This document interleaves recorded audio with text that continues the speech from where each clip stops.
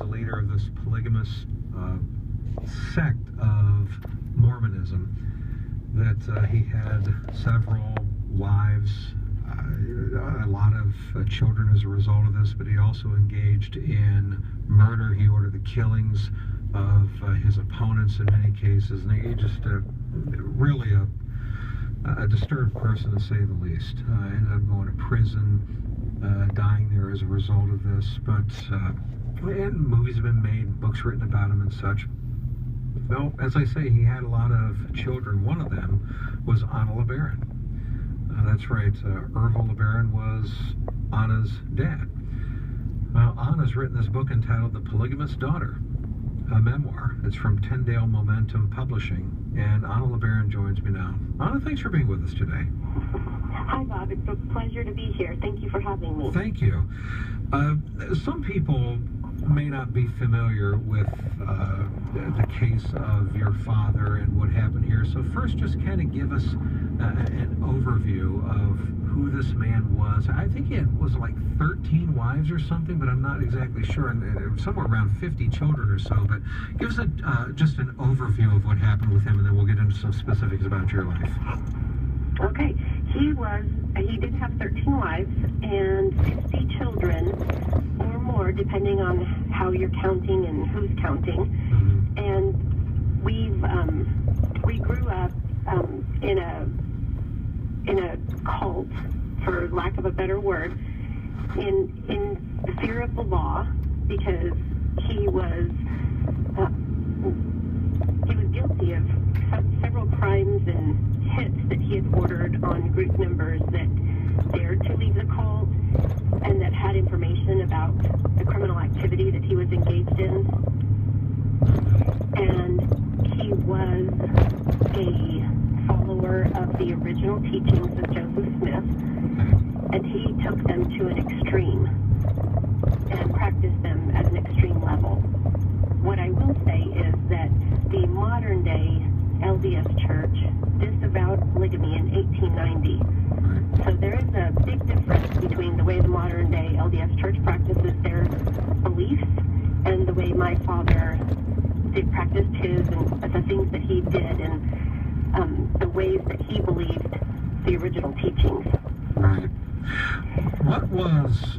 Well, and then of course he ended up going to prison, and then he died in prison as a result of this. And in your situation, I mean, what was life like for you? Kind of describe the setting. I mean, what kind of house did you live in? How many people were there? What was life like? Well, we did not live in a compound in the traditional way that you might see in the news, with like the Warren Jeffs, FLDS people that also practice polygamy. They've been in the news a lot, and they live in a compound, with gates and walls and ways for outsiders to not be able to see in. Sure. We didn't live in a compound or grow up in that. We grew up in a compound in our mind. We weren't allowed to make friends with outsiders, even though we were in, public school when we lived in the United States. Mm-hmm. We lived in a home that was usually shared by 2 or more of the sister wives, along with all their children. So sometimes there could be up to, 6 or 8 adults, 10 to 20 children occupying a 3-bedroom house intended for a family of 4. Okay. And how often we were crowded. Sure, it sounds like it. I mean, how often would you see your dad? I only spent time with him a handful of times in my life, and only remember having interactions with him twice that I'm aware of. Interactions? So... Yeah. I mean, like, actual conversation? Would you just physically not see him, really? Or was it like, okay, well, there he is at the other end of the dinner table or something? No, I don't ever remember seeing him at the end of the dinner table. That's not how we lived. Okay. We lived life on the run because from the time I was 3 years old, he had ordered a hit on his own brother that was carried out. And so we were in fear of the law. And so we moved around a lot. His followers would come and go in the nighttime. Mm-hmm. We would come and go in the nighttime. If we moved, it was in a hurry, usually leaving all of our belongings behind. We didn't know when we woke up in the morning who was going to still be in the home that we went to bed to sleep with, knowing they were there, and who would have arrived in the middle of the night.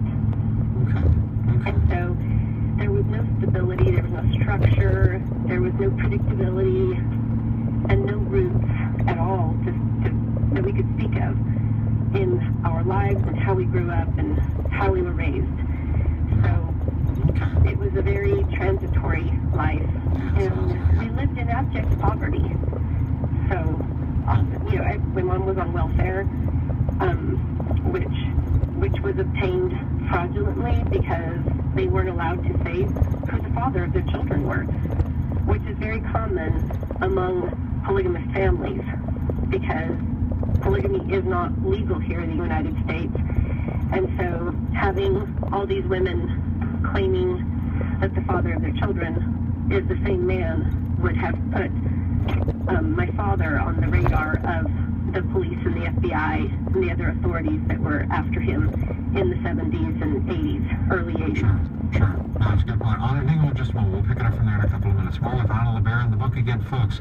The Polygamist Daughter. Again, it's Tyndale Momentum Publishing. And you're listening to The Bob Duco Show.